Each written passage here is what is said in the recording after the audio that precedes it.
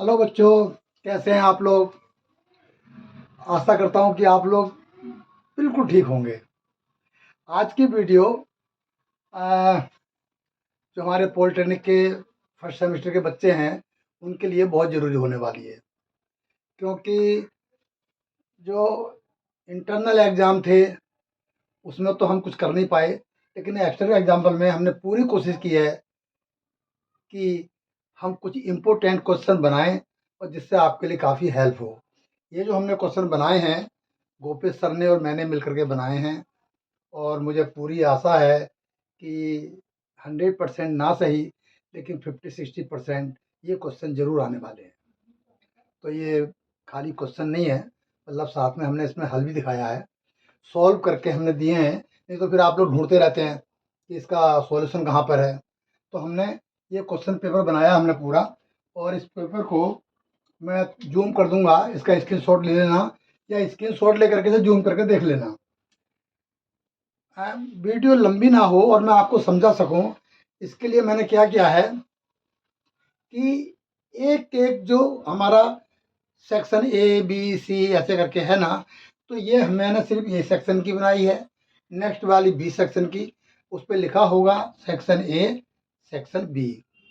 अच्छा, मैं आपको बताऊं, इंटरनल जो हमारा एग्ज़ाम थे उसमें सेक्शन 3 होते थे, पेपर 50 का होता था, section A section B section C. But इसमें क्या है, 100 का पेपर है, टाइम 3 घंटे का होगा, और इसमें 4 सेक्शन हैं, ए बी सी डी। हर सेक्शन के मैंने ऊपर नंबर दे रखे हैं। ये जो सेक्शन ए है, ये तो इंटरनल एग्जाम की तरह ये बिल्कुल, ये क्वेश्चन 2 नंबर का है, 4 5 आपको करने हैं, ये हो जाएंगे हमारे 10 नंबर का सेक्शन ए पेपर है। ठीक है, तो मैं अब शुरू करता हूँ। मैं क्या कर रहा हूँ कि इसको, ठीक है, क्वेश्चन तो आपको मिल रहे हैं, सॉल्यूशन भी मिल रहा है, बट वो चीज़ समझ में भी आनी चाहिए। मैं चाहता हूँ कि आपको कोई हेल्प लेनी ना पड़े किसी से। जैसे होता है ना कई बार, भाई किसी से टिपा टापी कर ली, वो चीज़, मतलब मैं चाहूँगा कि आप लोग सेल्फ डिपेंड बने और किसी का भी इंतज़ार ना करें, फटाफट आएँ और पेपर अपना कर दें। देखिए, ये है, मैंने लिखा हुआ है इसमें, important of applied physics external exam for semester 1, section A. 2 number का एक सवाल है और 5 इसमें करने हैं, टोटल 7 क्वेश्चन है। ठीक है, इसमें जो पहला क्वेश्चन है हमारा, वो है डिफाइन मोमेंट ऑफ फोर्स। जैसे मोमेंट ऑफ इनर्शिया होता है ना, ऐसे ही मोमेंट ऑफ फोर्स है। मैंने, देखिए, मैंने आपकी सुविधा के लिए पहले से ही लिखा हुआ है, भाई कहीं ऐसा ना हो कि मैं लिखता ही रहूं और वीडियो बहुत लंबी हो जाए, फिर आप ऊब जाएंगे, देख भी नहीं पाएंगे। ठीक है, सिर्फ काम काम की बात है, फटाफट मैं बताता हूँ। ये है मोमेंट ऑफ फोर्स, या टॉर्क भी कहते हैं। देखिए, मोमेंट ऑफ फोर्स और टॉर्क बिल्कुल सेम चीज़ है। अगर फोर्स की जगह पे यहाँ पे टॉर्क लिख के आ जाए, ठीक है, तो घबराने की बात नहीं है। मोमेंट ऑफ फोर्स और मोमेंट ऑफ टॉर्क दोनों सेम चीज़ें हैं। एक चीज़ लग रहा है मुझे आपको परेशानी पड़ रही होगी यहाँ पे, ये मैंने रेड कलर में लिखने की कोशिश की थी क्वेश्चन को, बट इसका जो थोड़ा सा कलर है ना, थोड़ा डिम है, मतलब क्लियर नहीं हो रहा होगा। एनीवे, अब दोबारा लिखूंगा तो बहुत टाइम हो जाएगा, तो इसको थोड़ा जूम करके आप देख लेना। तो डिफाइन, अब देखिए, मोमेंट ऑफ टॉर्क और मोमेंट ऑफ इनर्शिया दोनों में ज़्यादा फर्क नहीं है, क्योंकि देखिए, मोमेंट ऑफ फोर्स, ये एक बार है जो यहाँ पे क्या है, पिवोटेड है, हिंज है। हिंज समझते हो ना, जैसे एक तो मजबूती से है, और अगर मैं इसे ऐसे करूँ तो ये ऊपर नीचे मूव हो सकती है, देखिए, ठीक है ना। तो इस तरीके से हिंज है यहाँ पे। इस पे अगर एक फोर्स लगता है, ये ए और बी है, और जब बी पे एक फोर्स अपर साइड में लगेगा, तो ए, ये जो है हमारा अबाउट ए, एक क्या होगा, एक फोर्स लगेगा, एक मोमेंट पैदा होगा इसके अंदर। और यही उसमें होता है टॉर्क में भी। जब उसके किसी एक पॉइंट पे हम फोर्स लगाते हैं तो उसमें क्या होता है, एक मोमेंट पैदा होता है, एक टॉर्क पैदा होता है, यानी कि ये ट्विस्टिंग पैदा होती है। ठीक है, तो ये क्या है, ज़्यादा फर्क नहीं है, फार्मूला भी लगभग सेम ही है। तो फोर्स इसका मोमेंट ऑफ फोर्स क्या होगा?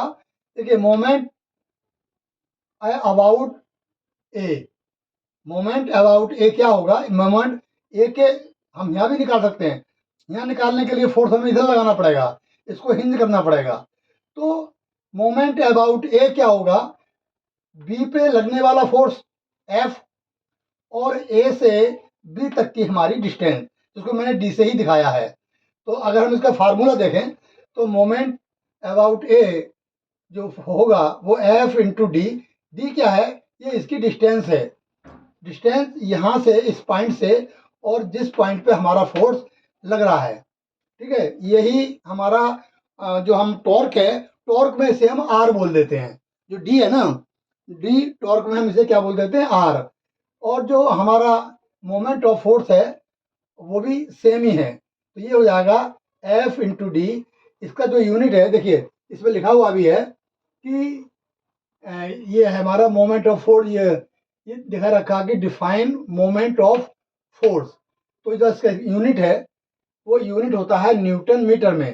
जो फोर्स है, फोर्स का जो न्यूटन वो क्या कहते हैं यूनिट होता है, वो होता है केजी में।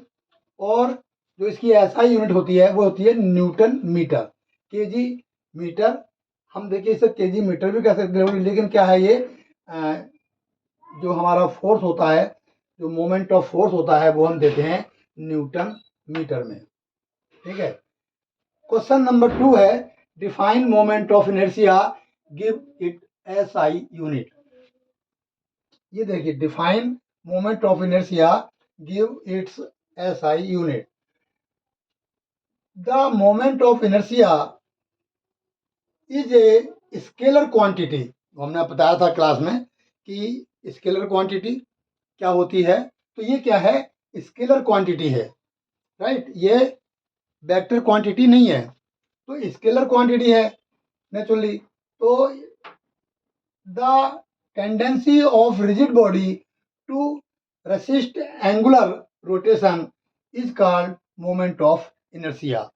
इसका मीनिंग क्या हुआ कि कोई भी जो हमारी रिजिड बॉडी होती है वो क्या होती है? अगर हम सर्कुलर गोल गोल घुमाने की कोशिश करें इसे, मान लीजिए ये इसका सेंटर है और ये एक मैं सर्कल बना दूं और यहाँ पे कोई वेट है, ठीक है। ये जो है ये रिजिड बॉडी, मतलब ये स्मूथ नहीं है, इसमें फ्रिक्शन है। तो क्या होगा? इसको मैं इससे जोड़ दूं, अगर मान लीजिए ये कोई हमारा पत्थर या लोहा कुछ भी हो सकता है जिसमें क्या है? एम हो, ठीक है, एम होगा। तो इसे ये आगे को बढ़ने की, घूमने की क्या करेगा?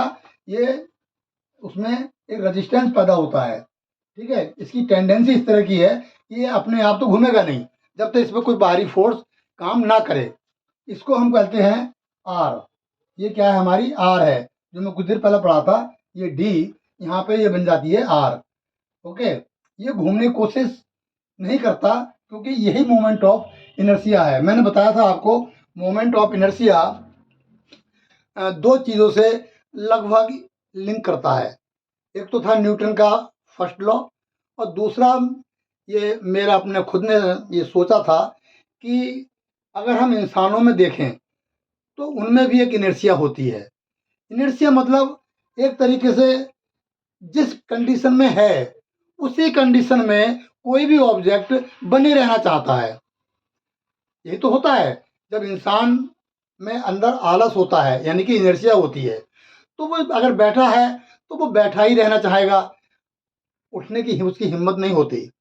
और अगर चल रहा है तो ठीक है यार, अब कौन बैठे।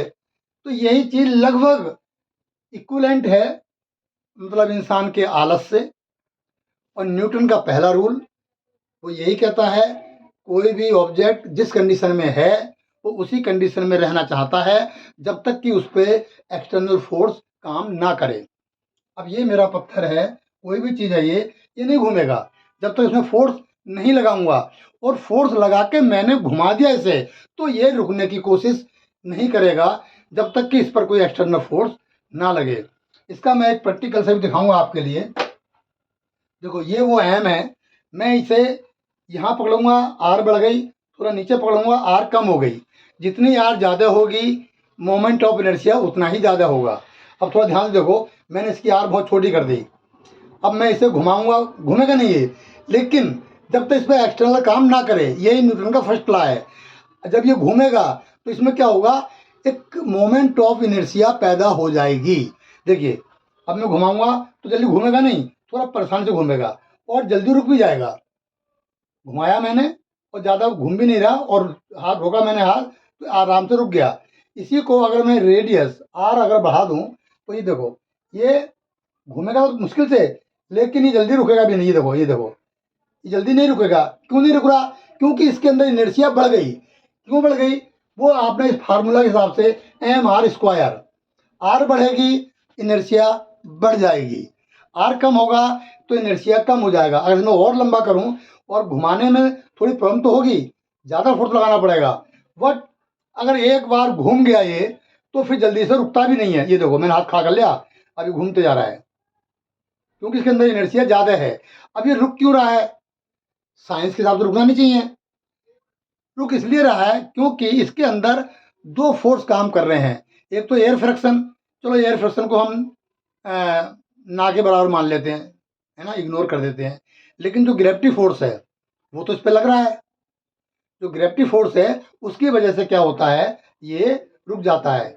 और साइंस के पहले नियम के हिसाब से जब तक एक्सटर्नल फोर्स ना लगे तो ये नहीं रुकेगा। अगर इसको मैं स्पेस में घुमाएं, हम आपको पता ही है सारे जितने भी हमारे ग्रह उपग्रह हैं सारे एक स्पीड पे कंटिन्यू चलते रहते हैं, वो कभी रुकते ही नहीं हैं, क्योंकि उस पर एक्सटर्नल फोर्स होता ही नहीं है, एयर फ्रिक्शन होता नहीं है, ग्रेविटी फोर्स वहाँ होती नहीं है, तो वो कंटिन्यू उसी पोजीशन में चलते रहते हैं। तो ये है हमारा, ये बन गया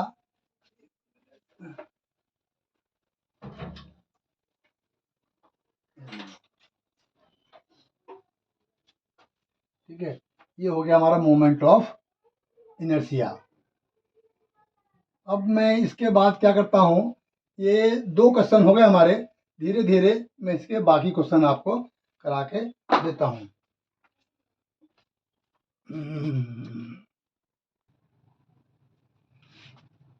हाँ तो बच्चों, कम टू द बैक। अब हमारा क्वेश्चन नंबर 3, मैं यहाँ पे क्वेश्चन नंबर भी लिख रहा हूँ हैंड टू हैंड, वहाँ तो लिखे हुए हैं ही सारे। एक्चुअल में क्या है कि यहाँ पे थोड़ा सा आराम से समझना, तो बार बार उधर देखना नहीं पड़ता। तो अब इसमें क्या है, ये है हमारा distinguish between kinetic energy and potential energy. यानी कि आपको पता होगा काइनेटिक एनर्जी और पोटेंशियल एनर्जी में क्या फ़र्क है। याद करो थोड़ा सा कि जो हमने आपको पढ़ाया था कि काइनेटिक एनर्जी किसमें होती है, जो मूविंग आइटम होता है, चलते हुए आइटम के अंदर काइनेटिक एनर्जी होती है, और जो ठहरी हुई होती है किसी एक पर्टिकुलर पोजीशन पे, उसमें होती है पोटेंशियल एनर्जी। पहले हम काइनेटिक एनर्जी करते हैं क्लियर। अगर कोई चीज़ मूव कर रही है सर्कुलर मोशन में या स्ट्रेट मोशन में, लिनियर मोशन में, तो उसके अंदर काइनेटिक एनर्जी होगी। ठीक है, तो काइनेटिक एनर्जी इसमें जो मैंने लिखा हुआ है इसको थोड़ा ध्यान से है, क्योंकि एग्जाम में तुम्हें यही लाइनें लिखनी है। Energy associated with the motion, इसका सीधा संपर्क किससे है? मोशन से है। काइनेटिक एनर्जी का जो सीधा संबंध है किससे है? मोशन से है। ठीक है, तो energy associated with the motion of an object is called kinetic energy. हमने आई बात कि काइनेटिक एनर्जी का जो संबंध है वो सीधा मोशन से है, और इसी को हम क्या कहते हैं? काइनेटिक एनर्जी कहते हैं, is called kinetic energy. Kinetic energy का जो सिंबल में दिया है ई के, ई के काइनेटिक एनर्जी बराबर होती है 1/2 mv स्क्वायर के। m मास है, b वेलोसिटी है। अच्छा, जितनी वेलोसिटी ज़्यादा होगी काइनेटिक एनर्जी उतनी ही ज़्यादा होगी। ऐसे ही मास जिसका ज़्यादा होगा काइनेटिक एनर्जी भी उतनी ही ज़्यादा होगी। अगर वॉल्यूम ज़्यादा होता है उसके स्क्वायर के बराबर, मतलब डबल हो जाती है, मल्टीप्लाई हो जाती है। मैं इसका भी आपको दिखाता हूँ प्रैक्टिकल। भाई जैसे ये है और इसका जो वेलोसिटी है वो जितनी तेज घुमाएंगे वो इसकी वेलोसिटी हो गई, ठीक है। अगर मैं अब देखो ये जल्दी रुकेगी भी नहीं, वही मोमेंट ऑफ इनर्शिया वाली बात आ गई। लेकिन काइनेटिक एनर्जी जितनी ज़्यादा घुमाएंगे यानी वेलोसिटी जितनी ज़्यादा होगी उतनी ही ज़्यादा इसके अंदर काइनेटिक एनर्जी होगी, ठीक है। काइनेटिक एनर्जी मतलब वो एनर्जी जो इसे घुमाने के काम आती है, राइट, या मोशन के काम आती है। ऐसे ही जो मास है, अगर ये तो हल्का है, अगर थोड़ा मैं इसमें भारी लगाऊंगा, जितना भारी लगाऊंगा उतनी ही ज़्यादा इसके अंदर काइनेटिक एनर्जी होगी, राइट। तो अब आती है हमारी पोटेंशियल एनर्जी। पोटेंशियल एनर्जी को मैं इसी से करूंगा एक्सप्लेन। पोटेंशियल एनर्जी क्या होता है, mgh, मैंने कहीं लिखा भी होगा mgh, ये रहा, ठीक है। पोटेंशियल एनर्जी क्या होती है, mgh। तो इसको हम ईपी से दिखाते हैं। इसका जो डेफिनेशन है कैसे लिखते हैं, energy stored in an object due to its position. Due to its position मतलब इसकी पोजिशन कहाँ है, क्या जमीन पर रखा हुआ है, तो काइनेटिक एनर्जी किसकी जीरो हो गई। और अगर मैं इसे ऊंचाई पर ले जाकर कहीं रख दूं तो काइनेटिक एनर्जी कितनी होगी, मान लो मैंने यहाँ रख दिया इसको, तो यहाँ पे इसकी काइनेटिक एनर्जी क्या होगी, mgh, यानी कि इसका मास, ग्रेविटी फोर्स कांस्टेंट होती है, जी की वैल्यू हमेशा कांस्टेंट होती है, जी आपको पता होगा 9.8, ठीक है। और इसकी हाइट, मतलब यह कहने का अगर हाइट बढ़ेगी तो हमारी ईपी यानी पोटेंशियल एनर्जी बढ़ेगी, मास बढ़ेगा तब भी पोटेंशियल एनर्जी बढ़ेगी, जी की वैल्यू हमेशा कांस्टेंट रहती है, ओके। मैं इसका एक एग्जांपल और दूंगा बढ़िया सा। हमारे मोहल्ले में, शहरों में जो पानी की टंकी लगी होती हैं वो ऊंचाई पे लगी क्यों होती हैं, वो इसीलिए होती हैं ताकि उसके अंदर एक पोटेंशियल एनर्जी स्टोर हो जाए।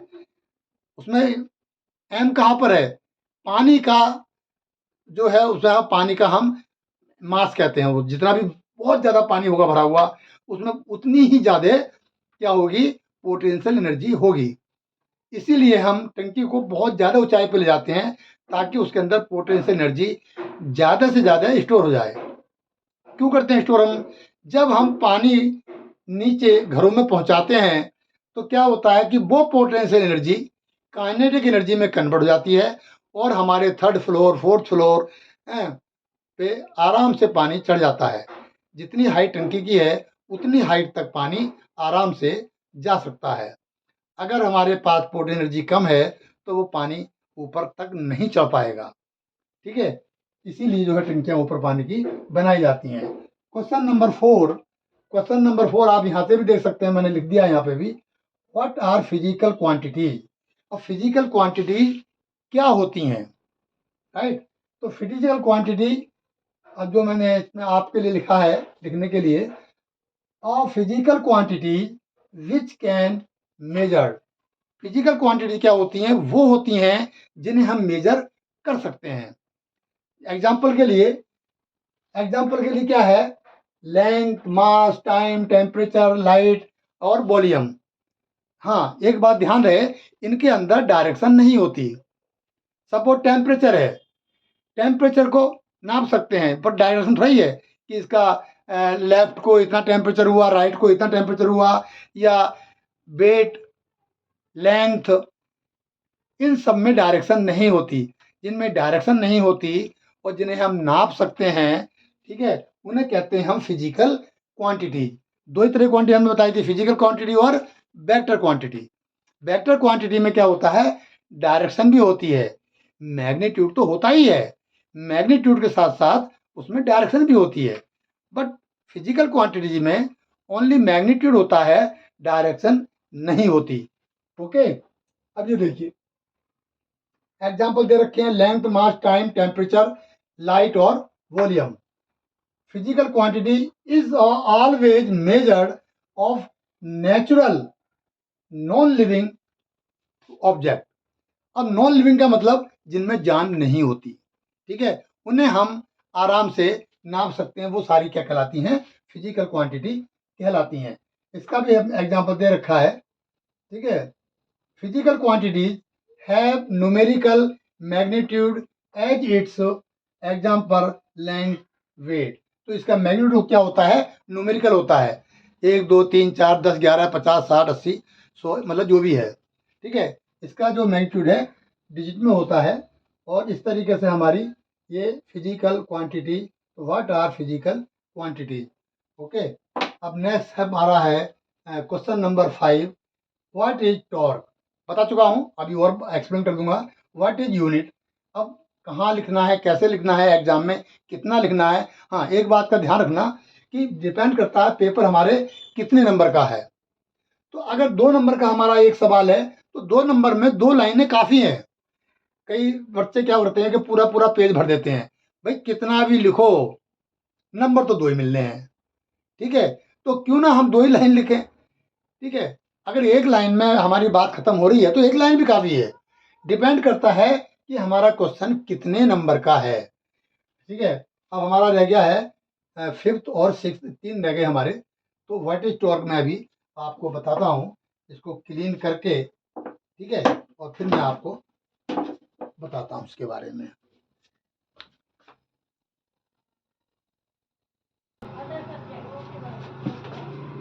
हेलो, तो ये हमारा 4 क्वेश्चन हो गए हैं, 5 6 और 7।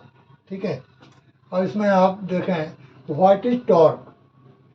तो टॉर्क तो मैं अभी पीछे ही बताया था क्वेश्चन में मेरा, किसमें था वो, मोमेंट ऑफ इनर्शिया में। ठीक है ना, तो व्हाट इज टॉर्क? टॉर्क क्या होता है? मैंने बताया है कि किसी चीज़ को घुमाने की ताकत।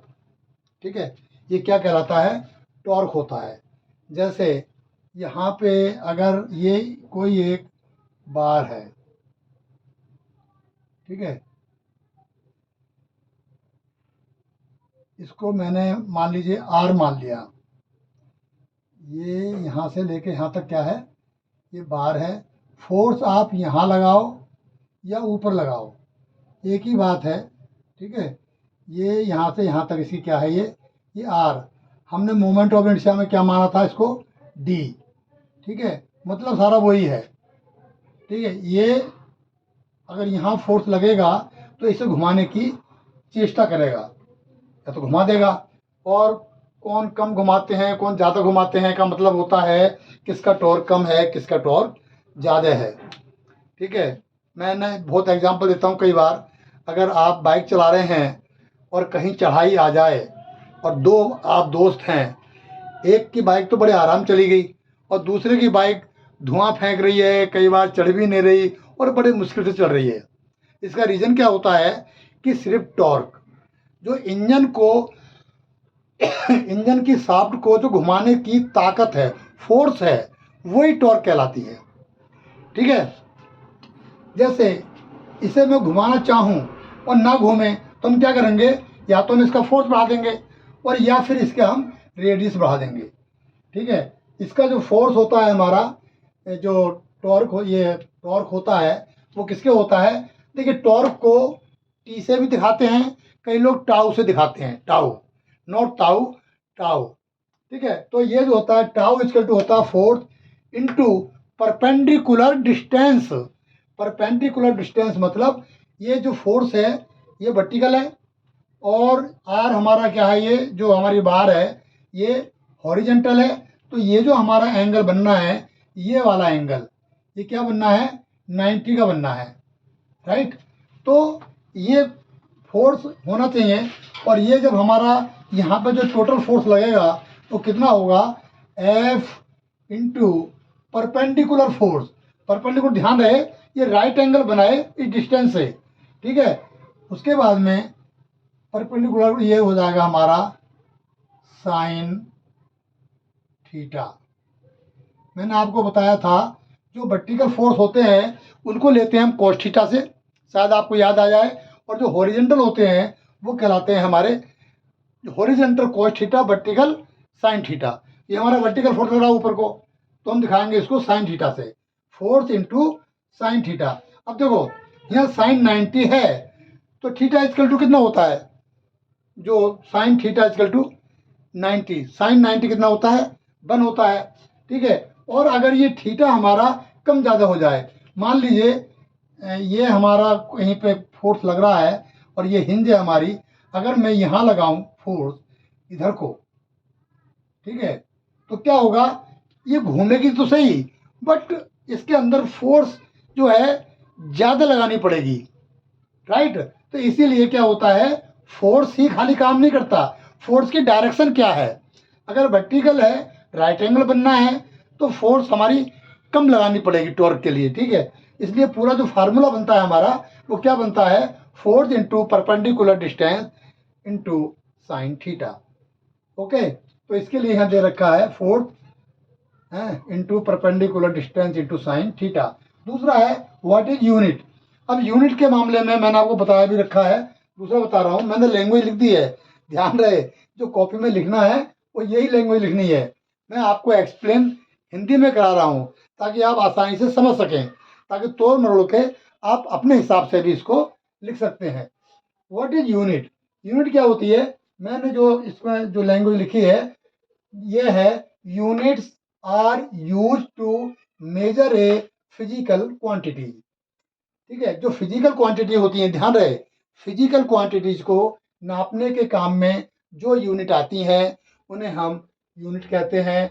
अच्छा, सच एज मास, और ये है हमारा यूनिट सच एज मास और लेंथ, किसी चीज़ का मास यानी कि वजन और उसकी लंबाई, इसकी जिसमें भी हम इसे नापते हैं वो क्या कहलाती हैं, यूनिट कहलाती हैं। जैसे लंबाई का यूनिट क्या है, मीटर, वजन का मात्रक क्या है, केजी, ग्राम, मिलीग्राम, ओके। ऐसे ही लिक्विड का यूनिट क्या है, लीटर, मिलीलीटर, वो भी हेक्टालीटर वगैरह वगैरह होते हैं बहुत सारे। ओके, मेरे ख्याल से ये हो गया हमारा, यूनिट का भी हो गया। ऐसे ये what are the different units of heat, जो हीट नापने की जो हमारी यूनिट होती है, देखिए हर चीज़ को नापने के लिए यूनिट होती है, लाइट का भी नापने का होता है ना, इस तरह से स्पीड का भी नापने का होता है, जिसे हम लोग वेलोसिटी कहते हैं, हर चीज़ का यूनिट होता है। तो ये कह रहा है कि टेम्परेचर की different, what are the different units of heat, heat की अलग अलग यूनिट बताओ। लेकिन मैं एक बात बता दूं, जैसे वजन का जो यूनिट है हमारा किलोग्राम भी है, ग्राम भी है, तो 2 यूनिट हो गई। ओके, पौंड भी होता है, अलग अलग कंट्री में अलग अलग तरीके से इसका हम इस्तेमाल करते हैं। पुराने ज़माने में इसको शेर भी बोलते थे, 2 शेर, 4 शेर, 5 शेर, ऐसे करके, ठीक है। तो यूनिट हो गई। तो ये पूछ रहा है इसका हीट का मतलब एक से ज़्यादा यूनिट बताओ। हम लोगों ने यहाँ 2 बताई हैं, एक है SI unit of heat. SI unit of heat क्या होती है, हम इसे नापते हैं जूल में, ये आपने पढ़ा भी होगा, इसको कैसे नापते हैं हम, जूल में। और एक है बीटीयू यानी ब्रिटिश थर्मल यूनिट, ये इसको नापते हैं हम लोग कैलोरी में। मैं इसको यहाँ पे ब्रैकेट में बंद कर देता हूँ, खुला रहेगा ब्रैकेट, ठीक है। इसको नापते हैं कैलोरी में। अच्छा, एक यूनिट से दूसरी यूनिट में कन्वर्ट करने का यहाँ पे कोई फार्मूला तो पूछा नहीं है, लेकिन फिर भी बहुत काम की चीज़ है, एग्जाम में बहुत जगह काम में आ सकती है ये मैंने यहाँ लिख दिया है, C/5 F-32 32/9 और K-32/5, ऐसे कर लो ऐसे कर लो, एक ही बात है, ठीक है। तो ये क्या है, ये हम कन्वर्ट करते हैं, ये डिग्री सेल्सियस है, ये फ़ारेनहाइट है, ये केल्विन है। इनको अगर हमें एक दूसरे में कन्वर्ट करना होता है तो ये फार्मूला हमारे बहुत काम में आता है, इसलिए मैंने लिख दिया है, क्वेश्चन में नहीं है, कभी क्वेश्चन में परेशान हो जाओ और इसे लिख के आ जाओ, ठीक है। तो उसमें ऐसा नहीं है, लेकिन इसको मैं कंप्लीट कर दूँ, ये थोड़ा सा मेरे से चूक गया। ओके, ये जो है ये ध्यान रखना, C/5 F-32/9 और K-273/5। ओके, ये जो यूनिट है हमारी ये वाली, इसका यूज नहीं होता है, बहुत ही कम रेयर केस में और किसी एक आध कंट्री में होता है, तो इसलिए मैं इसका जिक्र नहीं कर रहा हूँ मैं। ओके, ठीक है, इसको आप स्टडी कर लो, है ना। और जो इसका बी सेक्शन है वो मैं कल निकालता हूँ, ऐसे करके इसमें ए बी सी और डी 4 सेक्शन है और चारों कंप्लीट होने के बाद में, ठीक है, फिर हम देखते हैं कोई और क्वेश्चन पेपर। इसमें एक काम करना, अगर चैनल को मैं दे दूंगा इसका, या किसी लड़के से ले लेना, इसको सब्सक्राइब कर देना। सब्सक्राइब करोगे अगर तो ये फायदा है कि जो वीडियो डालूंगा सबसे पहले आपके पास पहुंचेगी। इसमें तो कोई, सभी लोग समझदार हैं, ठीक है। अगर ज़रूरत समझें तो क्या करोगे, या फिर मेरे पास नंबर हो तो मैं आपको भेज दूंगा, जिन जिनके मेरे पास नंबर हैं मैं उन्हें भेज दूंगा। अदरवाइज आपके पास अगर ये वीडियो पहुंचती है तो आप दूसरों को भी शेयर कर देना, पहुंचा देना, ताकि उनका ही विचारों का कल्याण हो जाए। ठीक है, नमस्ते, बाय बाय।